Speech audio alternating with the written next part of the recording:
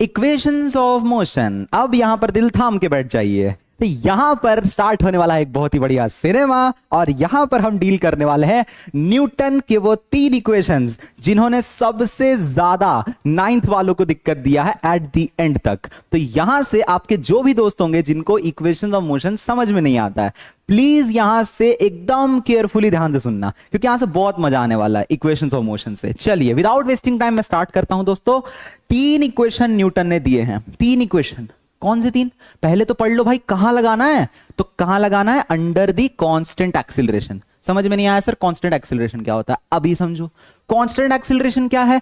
जब भी एक ऑब्जेक्ट की वेलोसिटी इक्वल चेंज करे इक्वल इंटरवल ऑफ टाइम में। सबसे पहली इक्वेशन आ रही है v is equal to u plus a t. यहां आपको यह चीज बिल्कुल याद करनी है, एज इट इज जैसे आपको दिखाई दे रही है वैसे याद कर लो। v क्या है? u प्लस एटी, जिसमें v क्या है भाई? v है फाइनल वेलोसिटी। u क्या है भाई? तो u है इनिशियल वेलोसिटी।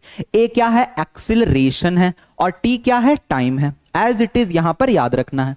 दूसरा, जब भी हम यहां ध्यान दें, s हो मतलब s की क्या हो, तो वो ut plus half a t square होती है। दूसरी होती है ut plus half a t square. और तीसरी हमारे पास होती है v square minus u square equal to 2as। किसी किताब में क्या लिखा हुआ है, ये यू स्क्वायर को माइनस भेज के उधर प्लस लिख दिया है 2as प्लस यू स्क्वायर। बात बराबर है भाई, मैं उसकी डिस्कशन नहीं कर रहा, बट सबसे बड़ा दिमाग यहां लगाना होता है, सर कब लगाएं, किसको कब, मतलब कहां क्या देगा, प्रॉब्लम तो बता दो। तो भाई ध्यान से सुनना मेरी बात को।